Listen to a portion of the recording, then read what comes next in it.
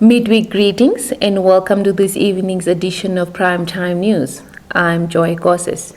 If it's your first time joining us, subscribe, hit the like button and be sure to click the bell icon to stay posted on the latest happenings. With that said and done, we begin the bulletin with environmental matters. Auditor General Junius Kanjeke says the unregulated production of charcoal poses a serious health hazard to farm workers who are exposed to life-threatening emissions without any recourse in sight. Kanjeke made these findings in his latest performance audit report on air quality monitoring in Namibia within the Ministry of Environment and Tourism. Tabled in the National Assembly last month, Kanjeke's report covers the financial years 2014-2015, 2015-2016, and 2016 and 2017. The 100-page dossier lays bare how Namibia is skating on thin ice as far as air pollution is concerned, and how ordinary people, such as farm workers, are exposed to radiation sources that pose lifetime health risks to workers. At the heart of his finding lies charcoal production. Worse, according to Kanjeke, is that the Ministry of Environment and Tourism's Forestry Directorate conducts little or no regular inspection as planned to ensure that workers are protected. To mitigate this, he said, the Directorate of Forestry should ensure harvesting license conditions of commercial charcoal producing farms in accordance with Section 29 of the Regulations of the Forest Act to ensure that the workers are protected from excessive smoke emissions. Troubled national rail entity TransNamib has also been fingered in the report over its failure to conduct adequate locative examinations, risking locomotives emitting hazardous substances.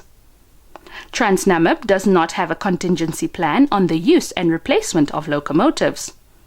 The audit covers 6 regions: Khomas, because that is where the Ministry of Environment and Tourism's head office and key stakeholders are located, and Erongo, Otozonjupa, Oshana, Oshikoto, and Omaheke.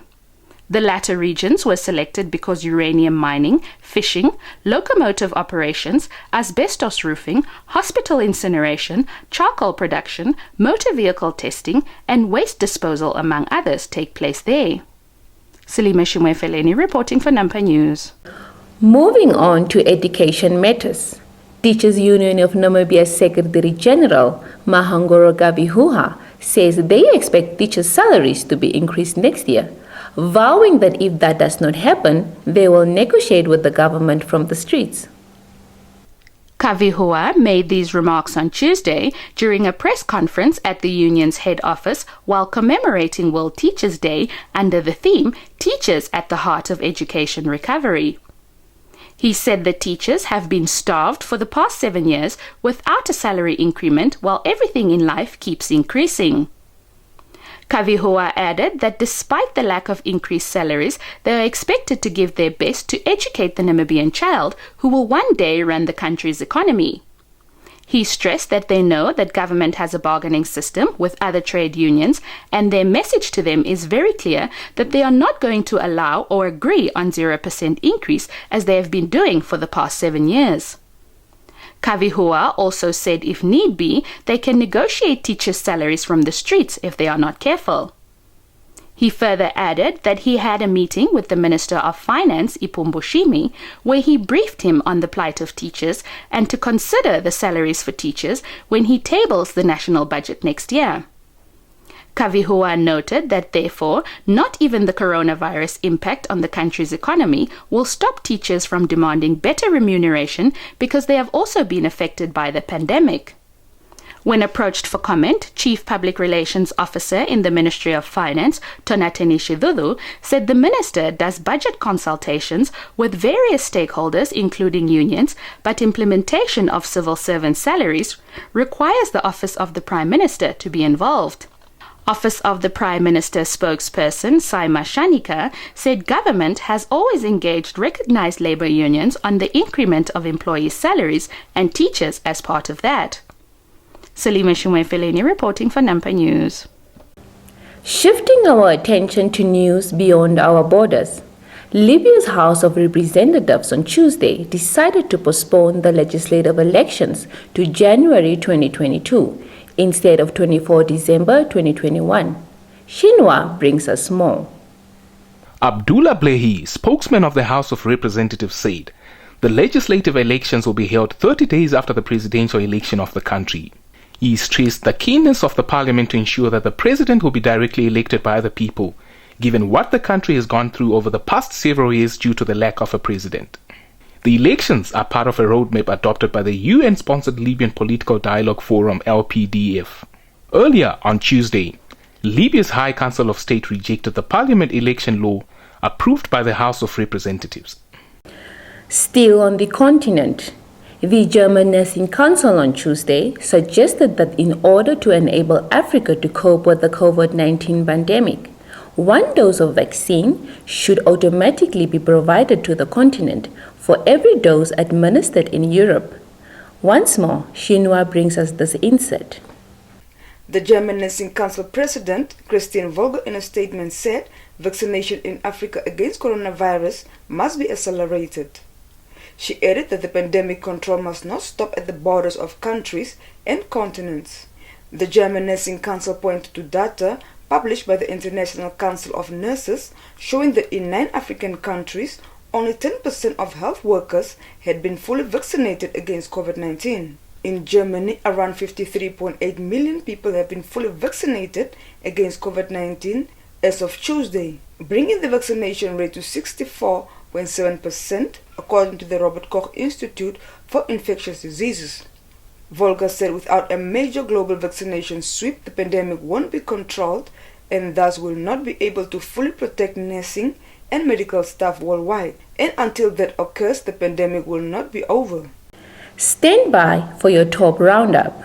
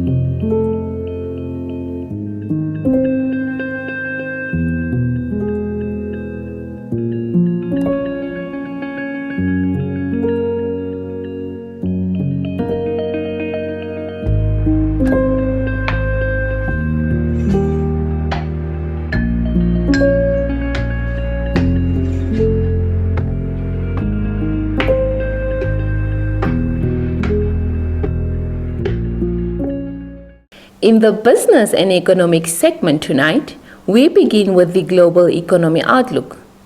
International Monetary Fund IMF Managing Director Kristalina Georgieva on Tuesday said the IMF now expects global economic growth to moderate slightly this year. Georgieva further noted that headline inflation rates have increased rapidly in a number of countries, and price pressures are expected to persist in some emerging and developing economies. Georgieva urged countries to accelerate vaccination to reach the targets put forward by the IMF and other international institutions, vaccinating at least 40% of people in every country by the end of this year and 70% by the first half of 2022. The IMF is expected to release its updated World Economic Outlook next week. In July, the IMF maintained its global economic growth forecast at 6% for 2021, with economic prospects diverging further across countries. Georgieva said in a virtual speech ahead of the annual meetings of the IMF and the World Bank scheduled next week that they face a global recovery that remains hobbled by the pandemic and its impact. She said the most immediate obstacle is the great vaccination divide. Too many countries with too little access to vaccines, leaving too many people unprotected from COVID-19. Georgieva added that countries remain deeply divided in the ability to support the recovery and invest for the future. The IMF chief said while the United States and China remain vital engines of global growth, in many other countries, growth continues to worsen, hampered by low access to vaccines and constrained policy response. She also said that the economic output in advanced economies is projected to return to pre-pandemic trends by 2022. But most emerging and developing countries will take many more years to recover. A look at African business news. Zimbabwe's central bank on Tuesday blacklisted 47 more individuals for allegedly advertising and facilitating illegal foreign exchange transactions and money laundering through social media. John Mangoja, governor of the Reserve Bank of Zimbabwe, said this came after 30 individuals were blacklisted and barred from accessing financial and mobile telecommunication services for the same reasons on the 28th of September. The governor thanked the public for their information that is helping the Reserve Bank of Zimbabwe's Financial Intelligence Unit to identify and take action against the culprits. Mangoja said when the Reserve Bank of Zimbabwe blacklisted the 30 individuals, the Financial Intelligence Unit instructed banks, mobile money operators, and other financial service providers to identify and freeze any accounts operated by the identified individuals and bar them from accessing financial services for a period of 2 years. The Financial Intelligence Unit had also requested the Postal and Telecommunications Regulatory Authority of Zimbabwe to bar them from operating mobile businesses. Since then, 14 suspected illegal foreign currency dealers have been arrested, including 4 company directors on charges of money laundering. It is reported that the current rates in Zimbabwe's black market are more lucrative than those in the official banking system. Your sports news will follow after the economics roundup and the weather forecast.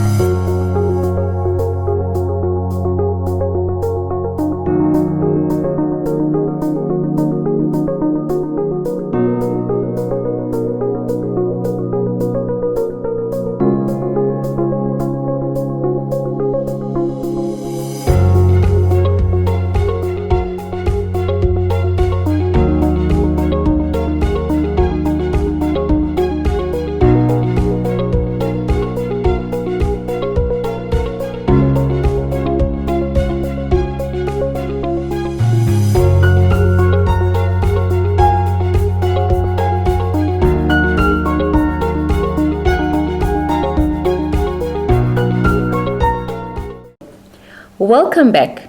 We begin with boxing. The Kilimanjaro Boxing Club will host its second Northern Boxing Tournament for the year at the Oshakati Independence Stadium on Friday and Saturday. The annual boxing championship is expected to attract over 60 boxers from the Oshana, Oangwena, Omusati, Oshikoto as well as the Kunene regions.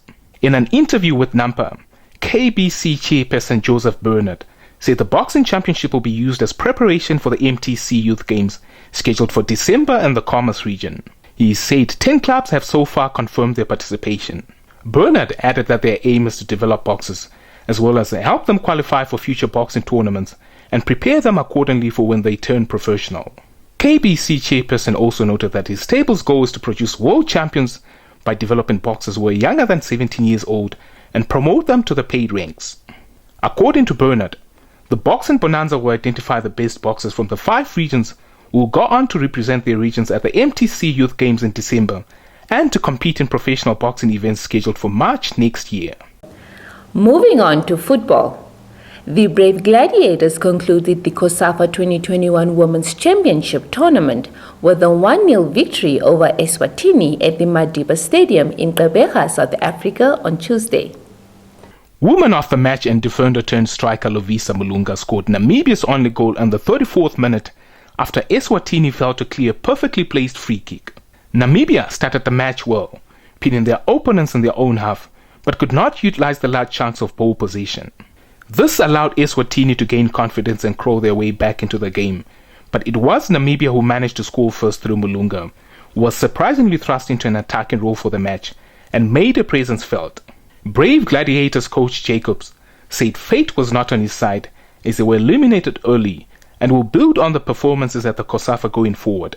He added that he changed the position of the players just to see what they could do, as well as have options because his players are versatile and can adapt to playing in various positions. In another match, Zambia beat Uganda by a similar scoreline to finish the group stages unbeaten. Zambia tops the pool with 9 points, followed by Uganda with 4, Namibia with 4, and Eswatini with no points. Namibia was eliminated from the tournament after losing 3-0 to Zambia and drawing 0-0 with Uganda in their opening 2 matches. Your sports roundup is up next.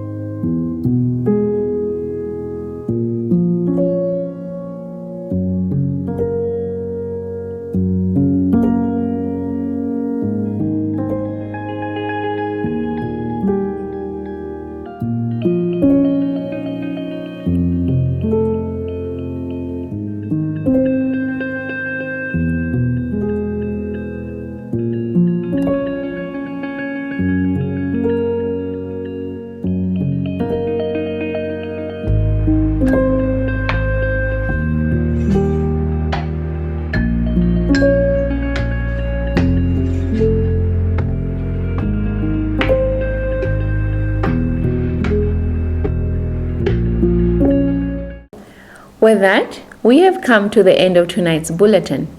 Much appreciated for tuning in. Please don't forget to subscribe, like, share, and click on the notifications bell to stay abreast with the latest happenings locally and globally. Do add your comments as well in the comments section. Catch us tomorrow for another edition of Primetime News. From myself, Joy Gosses, and the entire production crew, good night.